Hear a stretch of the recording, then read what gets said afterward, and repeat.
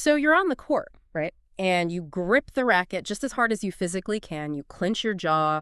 You swing with enough force to literally chop down a massive oak tree. Yeah. And then, well, the shuttlecock just sort of weakly floats right into the net. Or, I mean, worse, you try to completely obliterate it and you just drill it straight into the floor on your own side of the court. Right. It's so frustrating. It really is. So today we are looking directly at your personal training notes, your frustrations, and your self-analysis to figure out why your intuition about human power is just completely wrong. Because, as it turns out, in the world of high-speed racket sports, brute force is actually your biggest enemy. It really is. Yeah. I mean, it's the ultimate physical paradox. Yeah. We are just so conditioned to believe that, more physical effort equals more output. Yeah, that's just how we live our lives. Push harder, get a better result. Exactly. But when you look at the physics and really the biomechanics of advanced badminton, that whole intuitive framework completely falls apart. You try brute force and the system just fails. To understand why, we need to completely deconstruct the mechanics of how the human body actually interacts with a racket at extreme speeds. And your notes are just an absolute goldmine for this. You've provided this incredible stack of sources that look at the sport not just as a game, but like as a strict problem of physics, biology, and even neuroscience. Yeah, the depth is amazing. So just for the sake of visualizing this as we talk, let's just imagine we are standing inside this high-tech sports biomechanics lab right now. Oh, I love that. Right. We have like slow-motion anatomical overlays running on the screens, physics trajectory chalkboards, mapping out kinetic energy, all of it. Because what you were trying to learn here isn't just about, swinging your arm around. No, not at all. It's about literally hacking your own reflexes and manipulating the laws of physics. And to manipulate those laws, we really have to start at the exact point where the human body meets the cool. I'm talking about the grip. The very foundation. Exactly. Because if the connection between your hand and the racket is wrong, literally every single muscle movement that follows is entirely wasted. And this is where that paradox of power really just slaps you in the face. Because intuitively, if I want to hit something really hard, I think I need a tight, strong, white knuckle grip. You gotta crush the handle. Right, I want to hold on for dear life. But your sources reveal the exact opposite. The secret to explosive power isn't a tight grip, it's extreme relaxation. Yes, it's the concept of the loose grip, which in your source material is actually referred to as UO. It is the foundational and non-negotiable prerequisite for what biomechanists call the whip effect. Okay, let's unpack this, because I want to spend some real time on this loose grip. Reading through your notes, it sounds deeply, deeply uncomfortable. It does sound counterintuitive. We are talking about leaving a visible physical gap of empty air between the palm of your hand and the racket handle. Like if you hold the racket up to the light, you should literally be able to see daylight shining right through your hand. Yeah, daylight through the palm. As someone who, naturally wants to hold on to a weapon securely, that sounds terrifying. It feels terrifying because you are actively fighting a very basic survival instinct. If you are swinging an object at high speed, your brain is just screaming at you to hold on tight so you don't throw it across the room. Right. You don't want to accidentally launch it at someone. Exactly. But let's look at the physics of why your brain's instinct actually causes the shot to fail. If you grip the racket tightly before you swing, what physically happens to your arm? Well, I mean, the muscles in my forearm flex immediately. My wrist locks up. My arm basically turns into a rigid wooden rod. A rigid rod, yes. And when your arm is a rigid rod, you are forced to use what the sources refer to as dead force. Dead force. Yeah. You're simply pushing the static mass of the racket forward through space using just your shoulder. There's absolutely no acceleration multiplier there. Because there are no hinges working. Right. Furthermore, a tight grip physically prevents the racket head from moving independently of your arm. It causes your swing to lag, it pushes your point of contact backward, or, it forces the racket face to angle downward way too early in the swing arc. And the inevitable result of all that is that the shuttlecock just smashes directly into the net. Every single time. Okay, so the rigid rod is the failure mechanism. Now, explain the biomechanics of success.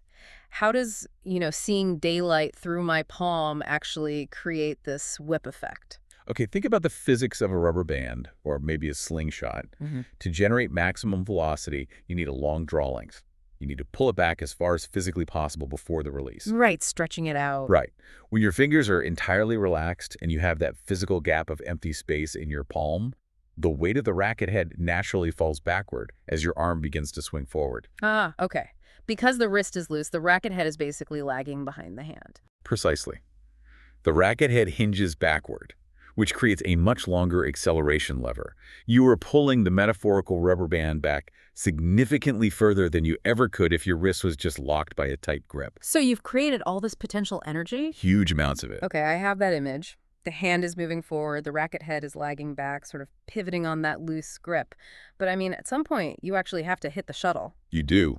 And the notes highlight this specific micro movement, this incredibly fast trigger. It's not a broad swing of the arm that generates the final power, is it? No, it's not the broad swing at all. It's a violent squeezing of the bottom 3 fingers, your middle, ring, and pinky fingers, in the very final millisecond before contact. That is the snap. That is the snap, yeah.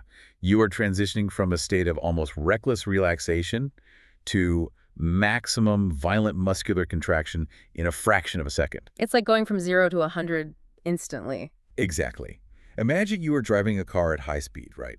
And you suddenly slam on the emergency brake. What happens to everything inside that car? I mean, it violently flies forward. Conservation of momentum. By violently squeezing those bottom 3 fingers, you are abruptly breaking the forward motion of the bottom of the handle. Oh, wow. Yeah. That sudden deceleration at the base transfers all that stored kinetic energy straight up the shaft and right into the racket head, causing it to whip forward with immense instantaneous acceleration. The notes actually use a wet towel analogy here, which makes a ton of sense now. If you hold a wet towel completely rigidly and just push your arm forward, the towel just kind of thuds against the wall. It doesn't do much. No, it's just dead weight. Right. But if you hold the base of the towel really loosely and you throw your arm forward, you create this wave of kinetic energy.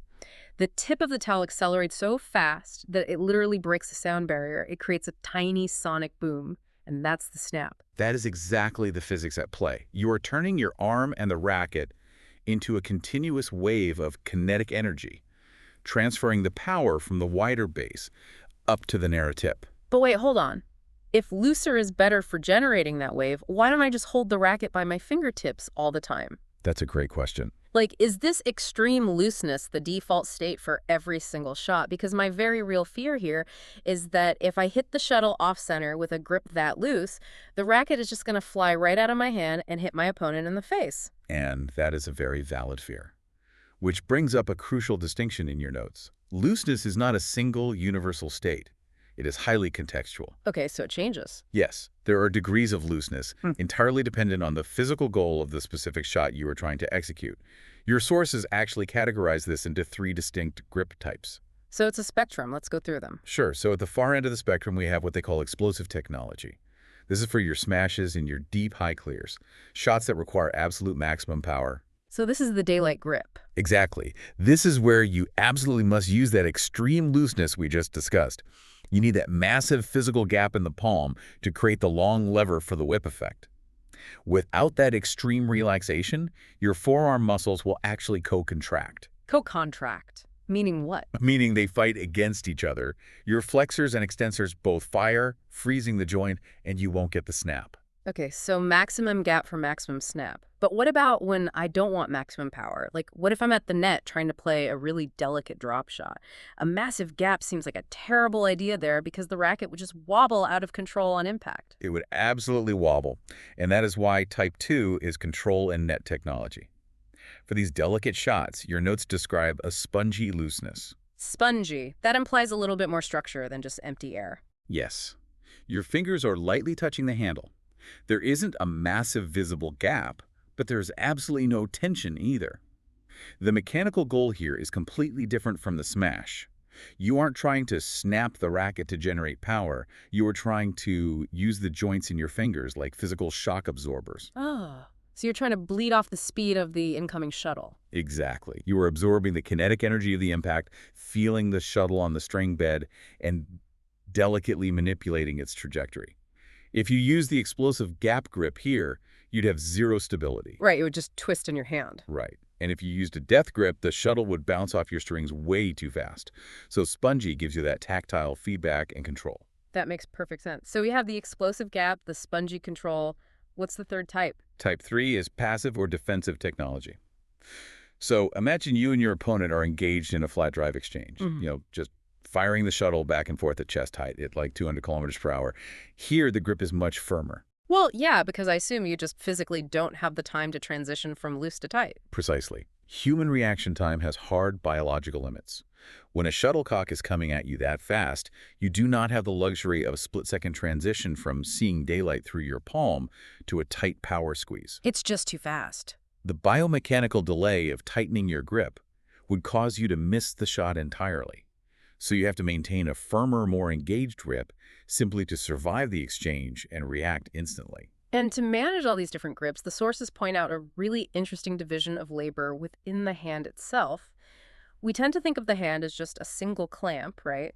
But it's actually operating as two distinct systems. It really is a highly specialized piece of machinery. The thumb and the index finger act as the rudders. The rudders. Yeah. Their job is to lightly guide the racket, controlling the microscopic angles of the racket face.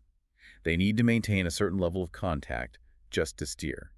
Meanwhile, the back three fingers, the middle, ring, and pinky, they act as the engine. So they are doing the heavy lifting. They're the ones physically dropping off the handle to create that empty space.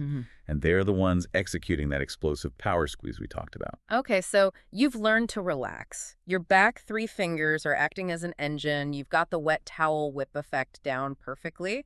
But as your self-analysis so painfully points out, you can have the most explosive finger snap in the world, and it is completely and utterly useless if you are standing in the wrong place when you try to hit the ball. Oh, this is the intersection of biomechanics and spatial geometry. And honestly, it is arguably the most frustrating part of learning the sport. You highlighted a very specific, really agonizing frustration in your notes. You wrote that whenever you tried to smash, you were suffering from this binary curse. The float or the net? Exactly. The smash would either float harmlessly high over the net, basically giving your opponent an easy kill, or you would drill it straight down into the white tape of the net. There's literally no in between, just float or net. From a physics perspective, this is such a beautiful problem to dissect because it has a purely geometric cause. It all comes down to the physical trajectory of the swing arc and exactly where the racket meets the shuttlecock, the point of contact. Let's look at the two different shots you were confusing in your head, the high clear and the smash. Right, so a high clear is fundamentally a positional shot. You are trying to hit the shuttle extremely high and extremely deep to the very back boundary line of your opponent's court, usually just to buy yourself some time. And to achieve that specific physical trajectory, you must hit the shuttle directly above your head, or perhaps just a tiny fraction of an inch in front of your vertical center line. Over the crown of the head. Right. In that specific physical space overhead, the racket face is flat or even pointing slightly upward as it moves to the apex of its swing arc. Yeah. That geometry creates a high, deep parabolic flight path. But a smash is an entirely different beast. I mean, it's a kill shot. Entirely. The goal of a smash is a steep, violent downward trajectory. So to physically achieve this, the laws of geometry strictly dictate that the contact point cannot be directly overhead. It must be significantly in front of your forehead. Generally, about the distance of one racket head away from your body. Okay, but why does it have to be out in front? Because if the contact point is out in front, your arm has already passed the zenith, the highest point of its natural swing arc. The racket head has naturally begun to travel downward. You don't have to force the angle, gravity, and the natural geometry of the shoulder's rotation are already doing the work for you. The racket is pointing down by default. And this brings us to the trap, the muscle memory trap that you brilliantly self-diagnosed in your notes. You realized you were trying to hit an offensive smash, but you were physically defaulting to the spatial positioning and the muscle memory of a defensive high clear. It's a classic neurological crosswire, and honestly, it happens to almost everyone. Your brain ordered a smash, but your feet and your spatial awareness defaulted to the comfort zone of the high clear position, which is directly overhead. Right. This creates this fascinating cascading sequence of biological and psychological panic, which perfectly explains your too high or into the net dilemma. Let's break down exactly what happens in that fraction of a second. Let's do it. Scenario A, the high float. What is happening physically there? Okay, the shuttle is falling. You want to smash, but you haven't moved your feet back far enough to get behind it. The shuttle is dropping directly over your head, right in that high clear zone. You execute your explosive swing. But because the point of contact is directly overhead, your racket face is still moving upward, Or, at best, it's perfectly flat. Right, because you haven't passed the top of the arc. Exactly. You pour all your immense whip-like strength into the swing, but geometry wins. The ball is scooped upward, it floats harmlessly. It's incredibly frustrating because you feel the power in your arm, but the result is just this weak shot. So your brain sees this float, it registers the failure, and the next time a shuttle goes up, your brain decides to intervene. Enter scenario B, the net smash. Right. The brain panics. Yeah. It literally says, the ball went too high last time, we must force it to go down. But crucially, you still haven't fixed your footwork. You're still directly under it. You are still standing directly underneath the shuttle. So, to force the ball downward from an upward-moving racket, the brain triggers an emergency physical override. Yes. It commands your wrist to violently, aggressively fold downward at the exact microsecond of impact. And the sources use a specific term for this, right? Baoku, which translates to a forced violent wrist snap. Yes. Because your spatial geometry is fundamentally wrong, you are trying to compensate by relying on a 0.01 second micro-adjustment of your wrist to artificially force the racket face downward. The margin for error here is essentially zero. It's so funny. It's like trying to steer a heavy truck that's already skidding on black ice by just yanking the steering wheel harder and faster. That's a great way to look at it. The problem isn't how aggressively you're steering. The problem is that you are in a fundamentally compromised physical position to begin with. You just cannot outmuscle bad geometry. You really can. If you snap your wrist a millisecond too late, the racket is still pointing up and the shuttle floats. If you snap it a millisecond too early, which is what usually happens when the brain is panicking, you alter the angle so drastically that you just drill the shuttle directly into the net. Precisely. You are trying to use a microscopic chain adjustment, the wrist, to solve a macroscopic spatial problem, which is your body's position on the court. Yeah. It will never be mathematically consistent. So we have to look at the fixes outlined in your notes. We need to implement actual spatial reprogramming. Right. So how do you practically overwrite that muscle memory? Because, I mean, in the heat of a rally, you don't have time to do a complex geometry calculation. No, you don't. You build physical and mental constraints. First, the notes detail using the non-dominant hand as a rangefinder. If you swing with your right hand, your left hand becomes a physical pointer. As the shuttle comes over the net, you raise your left arm and point directly at it. Like a targeting laser. Exactly like a laser.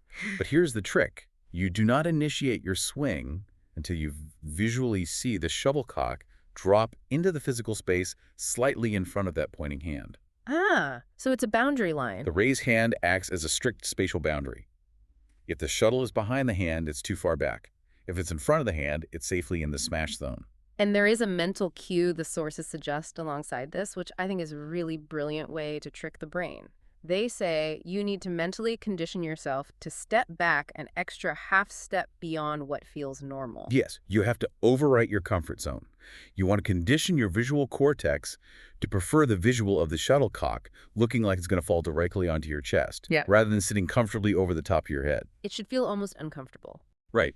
If you feel slightly cramped, like the ball's a bit too far in front of you, you are actually in the perfect geometric position for a downward smash. And to guarantee that the shuttle stays in front of you during the actual swing, the sources talk about utilizing forward momentum, basically a cross step. This is your biomechanical insurance policy.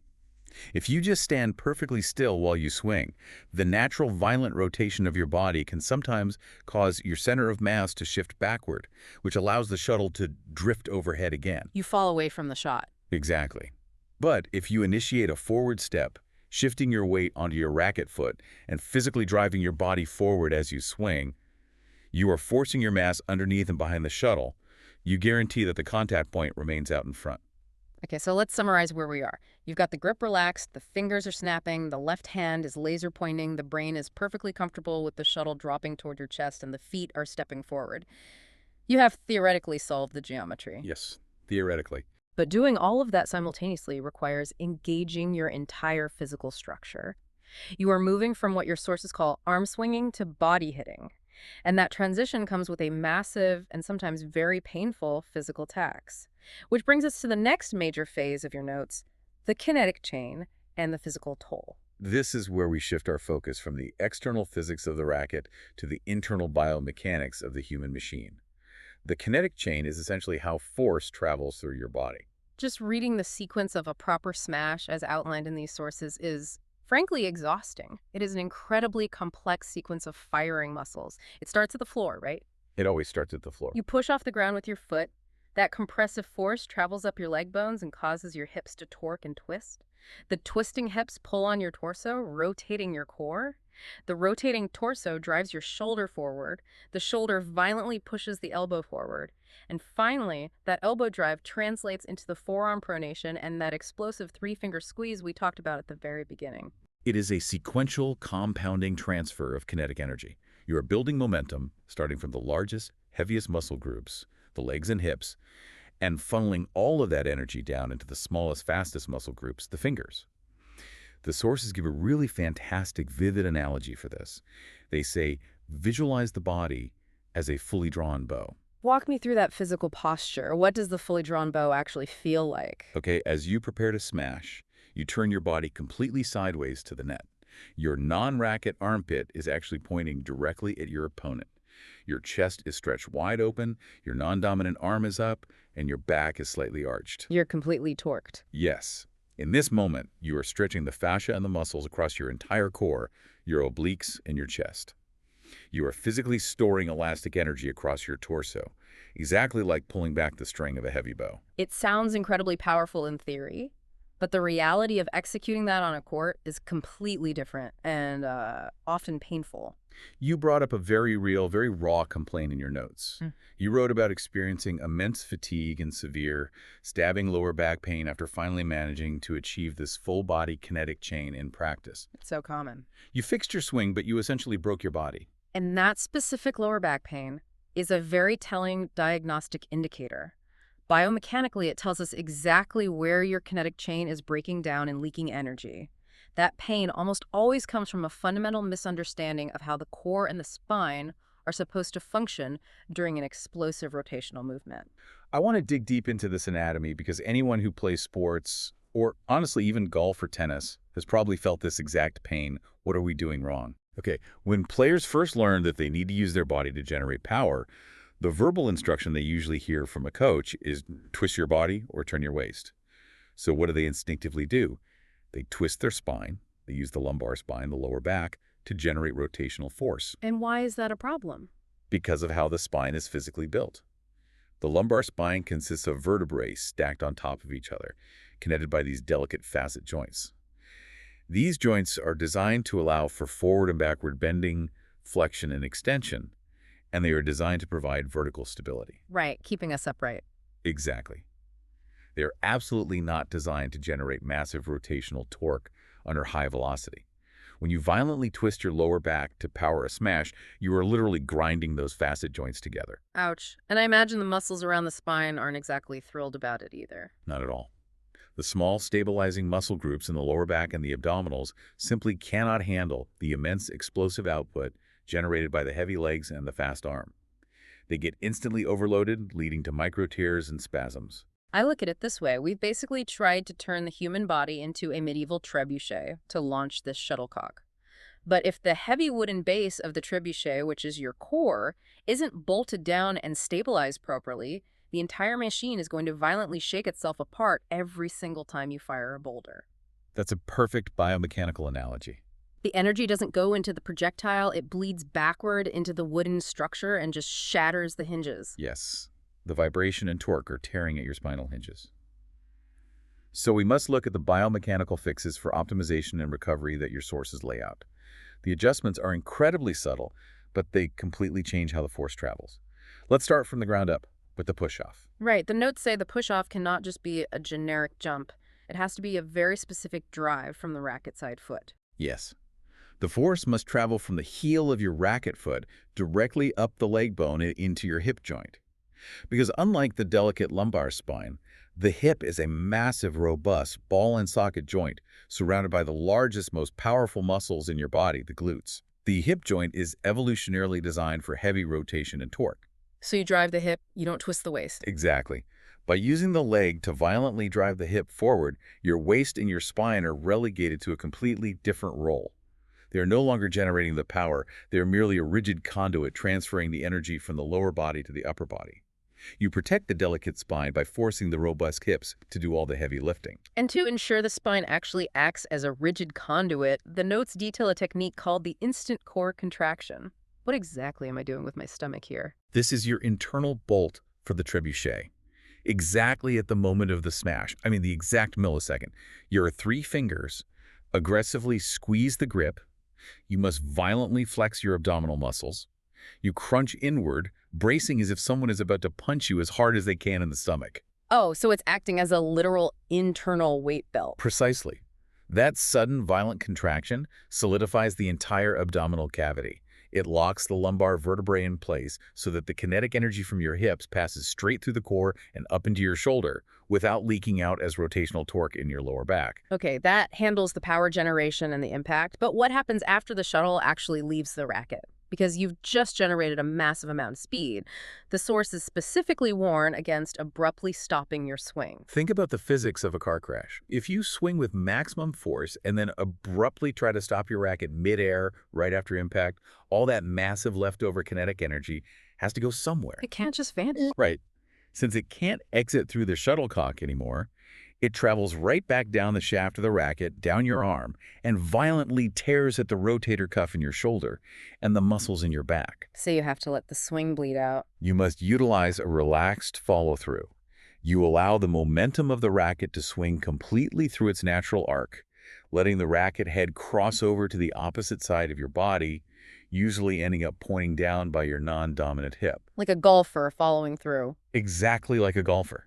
This gives the kinetic energy time to safely dissipate across the larger muscles of your back and shoulder, like a car gradually applying the brakes over a long distance instead of slamming into a brick wall. And because this is a deep dive specifically tailored to the pain points in your training notes, we really have to mention the recovery protocols. If you are already experiencing this lower back pain because you were twisting instead of driving, you have to fix the damage. You have to heal the machine. The sources explicitly recommend cat-cow stretches to gently restore mobility to those irritated spinal facet joints, child's pose for releasing the overlated lower back muscles, and utilizing a foam roller on the upper and mid-back to release the thoracic spine. Though, they explicitly warn against rolling directly over the delicate lower lumbar vertebrae, which can cause further hyperextension. Yeah, recovery is not optional. It is just as vital a component as the kinetic chain itself. You are doing mechanical maintenance. Okay, so your machine is repaired, your kinetic chain is flawless, and you have this explosive power. But power alone won't win against a really smart opponent. Which brings us to the next evolution in your notes, spatial geometry. Because true mastery of this sport isn't just about hitting hard, it's about geometric finesse. The chess match. Right. It's about how dynamically you can alter those mechanics for delicate drop shots and cross-court plays based entirely on where you are physically standing on the court. We are definitely moving from pure physics to applied geometry here. This is where the physical game elevates into high-speed problem solving. We need to unpack the mathematical formula for executing drop shots, which changes drastically based on your spatial positioning. Okay, let's set the parameters for this chess match. The sources divide the court into two distinct scenarios, the front point versus the back point. Let's start with the front point. This is when the shuttle is in that perfect smash position we talked about earlier, nicely out in front of your forehead. You have what the notes call space abundance. Space abundance means you have geometric leverage. The racket is high in the air, the shuttle is perfectly in front of you, and you have a direct, unimpeded downward angle over the net into the opponent's court. But if you want to hit a delicate drop shot from this dominant position, you face a major psychological and physical problem. Right, because if I just hit it hard, it's a smash. But if I want it to just barely drop over the net, my instinct is to simply slow down my swing and gently tap it. And if you do that, a skilled opponent will read your body language instantly. They will see your shoulder decelerate, they will recognize you aren't smashing, and they will rush the net and absolutely kill your gentle tap. Your drop shot has to visually look exactly like a 200-kilometer-per-hour smash until the very last microsecond. So how do you hit a delicate drop shot with a full-speed swing? It literally sounds impossible. You alter the physics of the impact at the point of contact.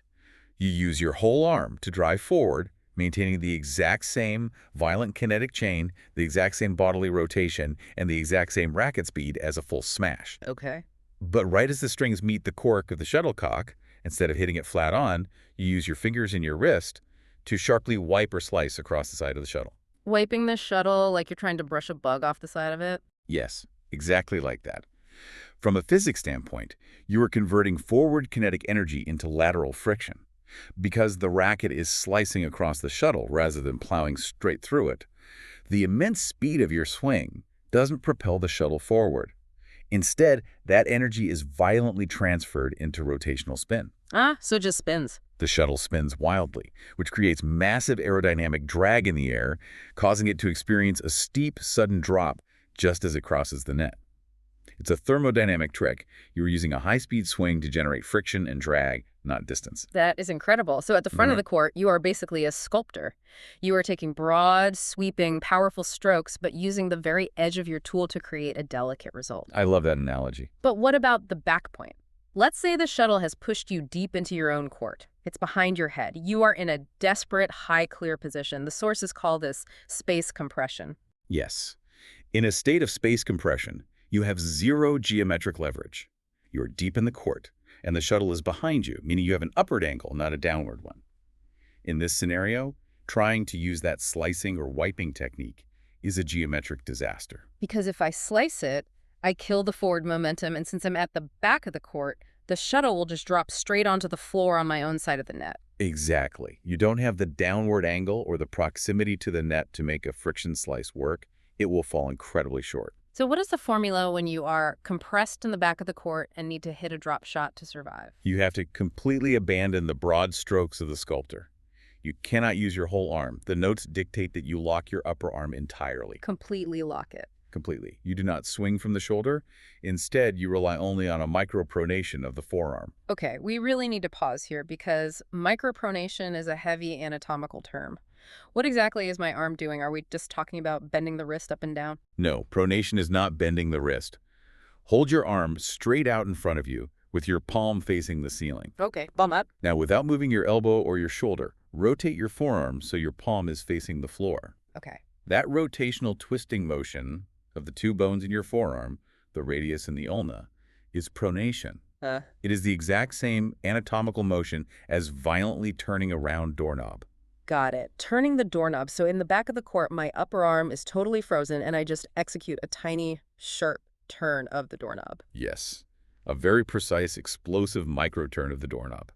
This micropronation gives the shuttle a tiny, highly controlled upward and forward push, just enough localized kinetic energy to arc it out of the backcourt and let gravity drop it over the net. So at the front of the court, you're a sculptor taking sweeping strokes. In the back of the court, under intense pressure, you have to become a surgeon who locks their arm and uses only a microscopic twist of the wrist bones to survive. But I have to push back on this defensively. If I am standing in the back of the court and my upper arm is completely locked and frozen, how on earth do I keep the opponent from just reading my body language? Isn't it incredibly obvious that I'm hitting a drop shot if I'm not taking a big swing? You would definitely think so, but the deception lies entirely in the brevity and the sheer speed of the micropronation. The twisting movement of the forearm is so small and so blindingly fast that by the time your opponent's visual cortex actually registers that your upper arm is locked, the shuttle is already leaving the racket bed. It's just too fast. The absolute lack of a big telegraphing swing is the disguise.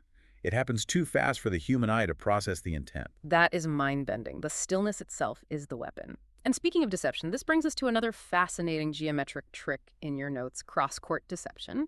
The notes actually loop right back to that loose grip concept you talked about at the very beginning, claiming that leaving empty space in your palm is the absolute secret to hitting deceptive cross-court net shots. And when you look at the geometry of changing direction, it makes perfect mechanical sense. Think about the physical act of changing a shot from going straight down the line to going diagonally cross-court. If you are using a tight, firm grip, your racket handle is firmly locked against the skin of your palm. The racket is a rigid extension of your forearm bones. Right. Therefore, to change the angle of the racket face, you physically have to move your entire forearm or rotate your whole shoulder. Which is a slow, massive, highly visible bodily movement. If I turn my whole shoulder, my opponent sees the cross-court shot coming a mile away. They just follow my chest. Exactly. You have completely telegraphed the geometry of the shot. But if you maintain that extreme loose grip, if you keep that physical cylinder of empty space between your palm and the handle, the racket is no longer rigidly attached to the bones of your arm. It possesses what biomechanists call independent rotational freedom inside the cavity of your hand. Independent rotational freedom. That is a great phrase. The racket can spin without the arm moving. Precisely. And this grants you the ability to execute massive deceleration and absolute deception. Imagine you are rushing toward the net. Your shoulder is square, your arms moving straight forward. Your entire body language is screaming to your opponent that you're about to push the shuttle straight down the line. They are committing to the straight shot. The opponent leans in that direction. But at the last possible millisecond before impact, you use just your thumb and index finger, remember the rudders, to roll the racket handle inside the empty space of your palm. You're just spinning the doorknob inside a loose hand. Exactly. The racket face changes angle drastically, slicing the shuttle diagonally cross court without your arm or your shoulder ever changing direction. It's basically a magic trick. You are completely divorcing the movement of the tool from the movement of the body. You are literally lying with your shoulders and telling the truth with your fingers. It requires immense fine motor control and honestly cold-blooded nerve to wait until the last millisecond. But it is geometrically indefensible when executed correctly. The opponent's brain simply cannot process the conflicting visual data of a straight arm and a cross-court trajectory fast enough to react. Which perfectly sets up our final and, frankly, most demanding section of this entire analysis. Because to execute any of this geometric finesse to get into position for the sculptor's drop shot or the surgeon's micropronation or the magician's cross-court slice, you need elite, explosive court speed. You have to be standing in the right place at the exact right time. You can't do any of it if you aren't there. Exactly. But the final section of your training sources reveals a shocking truth. True court speed isn't about having stronger leg muscles. It is entirely about hacking the human visual cortex. We are diving deep into evolutionary biology and neuroscience now. This is where the physical training gives way to profound psychological rewiring. Let's introduce the physical movement first. The sources call it the split step, or in your notes, kidongbu. It is the act of executing a microjump, a tiny synchronized hop at the exact moment your opponent hits the ball. Right. But you noted a massive, really frustrating struggle with this in your self-analysis. You wrote that if you don't actively, consciously force yourself to think about your feet, your natural instinct is to just stand completely flat-footed and watch the ball fly over the net toward you. And you shouldn't feel an ounce of frustration about that, because in that moment, you are fighting against millions of years of deeply ingrained mammalian evolution. Let's break down the visual trap you are falling into. Let's hear it. Humans, biologically, are predators and survivors. Our brains are hardwired to visually lock onto the fastest, highest energy, most potentially dangerous object in our immediate environment. On a badminton court, that object is the shuttlecock flying off the opponent's racket. So our eyes naturally track the bird. We just want to see where it's going. That seems entirely logical. It feels logical, but here is the fatal neurological flaw for an athlete.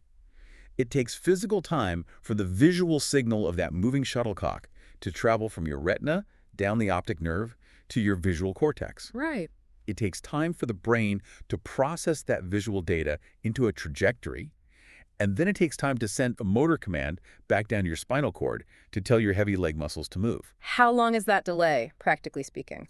That neurotransmission delay is roughly 100 to 150 milliseconds. Add the physical time it takes for your leg muscles to actually activate and contract, and you have a massive catastrophic lag. So if I wait for the ball to cross the net before I decide to move, I am literally reacting to the past. The data I'm seeing is already old. Exactly. And furthermore, if you are standing flat-footed while you wait for that visual data, you are fighting the laws of physics, specifically static inertia. Right, a body at rest. A heavy body at rest desperately wants to stay at rest. You are essentially stuck in the mud. By the time your brain finally says move left, you have to overcome the static weight of your own body, and the shuttle is already passing you. This reveals a mind-blowing truth about elite athletes that your sources unpack. We watch professionals and we think, wow, they have superhuman reaction times. But they don't, right? Their nerves don't conduct electricity any faster than ours. No, they don't. The analysis here says that elite players aren't actually reacting to the ball at all. They are reacting to the data before the hit. Precisely. This is the neuroscience of anticipation. While the amateur's brain is passively waiting to watch the shuttlecock, the elite player's brain is actively calculating a massive array of pre-hit data. What kind of data? They're analyzing the opponent's body posture, the specific angle of their racket face, the tension in their shoulder, and the geometric arc of their swing. The brain is predicting the mathematical trajectory of the shot before the shuttle ever makes contact with the strings. And here is how that ties back to the feet. The split step, that tiny little hop, isn't just a jump to keep you warm. It is a biological hack designed to bypass static inertia and capitalize on all that pre-hit data. That's right. The timing is absolutely everything. By initiating a tiny hop so that your feet are slightly airborne at the exact millisecond your opponent strikes the shuttle, two magical physiological things happen. First, as you land, you dynamically stretch your calf muscles and your Achilles tendons. I want to clarify this for a second. When we talk about stretching the Achilles tendon, we are talking about storing elastic kinetic energy, right? How does that work in a hop? Think of your Achilles tendon like a literal thick rubber band attaching your calf to your heel. When you drop your weight onto it from a tiny jump, that rubber band stretches, absorbing the downward force. For a fraction of a second, it stores that force as potential elastic energy, desperately wanting to snap back to its original shape. Okay, so I have a preloaded spring in my ankle. What's the second magical thing? The second thing happens in your brain. While you are in the air for that tiny fraction of a second, your brain is busy processing all that pre-hit data. The opponent's shoulder angle, the racket face.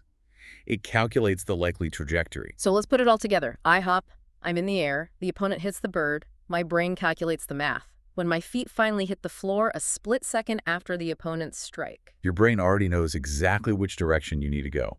And because you are landing from a hop, you don't have to overcome static inertia. You are already in dynamic motion. Because of the rubber band. Your Achilles rubber band is fully stretched. You simply push off the opposite foot, release that stored elastic energy in the tendon, and instantly launch yourself in the correct direction. You are using the opponent's kinetic strike as the trigger to release your own preloaded spring. It is absolute genius, but as your notes admit, it is agonizingly difficult to actually do and practice because we are essentially demanding that our brains fight off millions of years of mammalian evolution that screams, watch the fast-flying object just so we can win a badminton rally. It is a staggering cognitive override.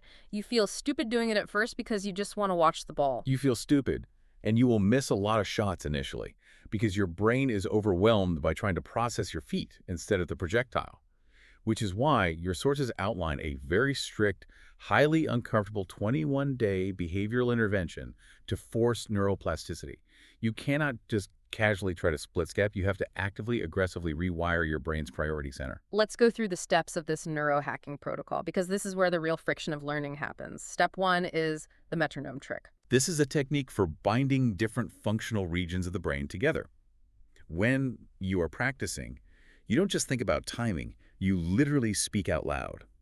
You verbally say the word, one the moment your opponent begins to prepare their swing, and then you scream the word jump right as they actually strike the shuttle. Why do I have to shout it out loud? I can already imagine how incredibly awkward and embarrassing this feels in a crowded gym. Oh, it feels incredibly awkward, but it is neurologically necessary.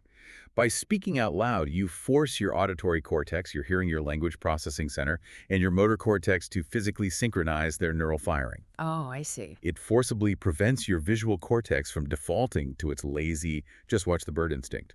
You are carving a brand new neural pathway using physical sound and speech to trigger a motor movement in your legs. It's a localized brainwashing technique. Okay, step 2. Yeah. Physical discomfort.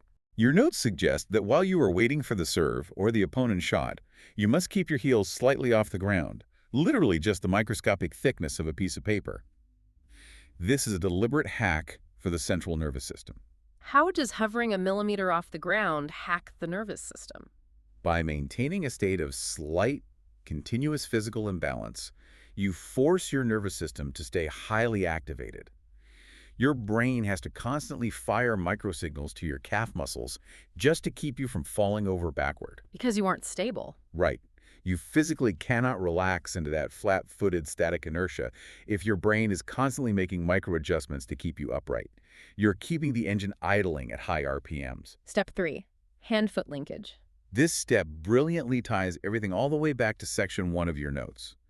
You consciously, neurologically link the loose grip relaxation in your hand to the bouncy readiness in your feet. How does that work? The brain often treats the body as a single connected system of tension.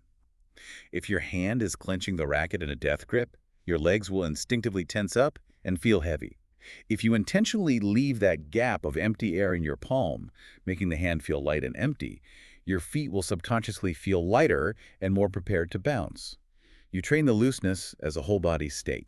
And finally, step 4, mental punishment. This is hardcore psychological conditioning. It requires immense discipline. The sources suggest that during this 21-day rewiring period, you must consider any point lost due to dead feet, meaning you stood flat-footed and failed to execute the split-step hop, as an absolute categorical failure. Even if I scrambled, lunged, and miraculously managed to hit the ball back over the net. Especially then. Even if you won the point through sheer desperate athleticism, if you didn't split step, you must mentally categorize that rally as a loss. This harsh negative reinforcement forces the brain to shift its dopamine reward system. Rewriting what success is. Yes. It forces the brain to prioritize the process of correct movement over the ultimate result of the rally. Over 21 days, this relentless punishment actually rewires the priority center of the brain until the split step becomes more instinctive than watching the ball. Okay, let's take a massive breath and just look at the scope of this incredible journey your notes have taken us on. Because we started with something so small, the microscopic physical space, just a breath of empty air between our palm and a piece of carbon fiber. And we learned how that empty space, when combined with a three-finger snap, creates an explosive wave of kinetic energy that breaks the sound barrier. And from there, we map to the brutal geometry of contact points, dissecting the exact microscopic joint panics that occur when our brain realizes we're standing directly underneath the shuttle instead of half-step behind it. We unpack the anatomy of the kinetic chain, learning why twisting the delicate facet joints of the lumbar spine causes immense pain, and how driving the robust ball-and-socket joint of the hip while bracing the core like an internal weight belt turns the human body into a flawless, energy-transferring trebuchet. We explored the dynamic spatial geometry of the court, contrasting the broad, friction-generating slices of the sculptor on the net with the desperate, doorknob-turning micropronations of the surgeon trapped at the baseline. We learned how leaving empty space in the palm allows the racket-independent rotational freedom, creating magic trick levels of cross-court deception. And we finally ended up inside the visual cortex itself, learning how to literally rewire millions of years of mammalian evolutionary tracking instincts. We use spoken metronomes, manufactured physical discomfort, and psychological punishment to master the split step, turning the opponent's strike into a trigger for our own preloaded Achilles springs. And looking at all of this, I realized something profound about your notes. You brought us a stack of sources about badminton, but this isn't just about badminton, is it? It absolutely is not. What you have compiled here is a masterclass blueprint for mastering any complex physical or cognitive skill. The friction you are experiencing, the awkwardness, the pain, the feeling of fighting your own instincts, that is the universal friction of deep learning. That's a great point. It teaches us that true mastery requires stepping outside of intuitive comfort. It requires understanding the hidden physics of your tools, respecting the unforgiving biomechanical limits of your own anatomy, and having the sheer, stubborn discipline to consciously rewrite how your nervous system processes reality. It is a phenomenal achievement in self-analysis. You didn't just complain about missing shots, you dug into the physics of why your body was failing you. Thank you for sharing such an incredibly detailed, revealing stack of sources with us. But before we sign off, I want to leave you with a final thought to ponder something that wasn't explicitly written in your sources, but builds right off that very last, incredibly difficult point about hacking our evolutionary instincts. I'd love to hear it. Think back to that awkward metronome trick. Shouting 1, jump, to force your brain to stop staring at the fast-moving threat and instead focus on your own physical preparation. If our deeply hardwired, millions of years old visual instinct to track a fast-moving physical object can be completely overridden by a simple verbal metronome and 21 days of discipline, what other hardwired instinctive reactions in our daily lives could we rewrite? Oh, yeah. Think about how we emotionally react to a sudden stressor at work or an unexpected piece of bad news. Our instinct is to stare at the threat, to brace for the impact, to freeze flat-footed in the mud. But what if we applied the split step to our minds? What could we achieve if we just learned to shift our intense focus away from the impact of the problem and instead focused entirely on the mechanics of our own prep? Think about it. A truly fascinating question to leave on. The mechanics of preparation over the paralysis of impact. Thanks for joining us for this deep dive into your sources. We'll see you on the next one.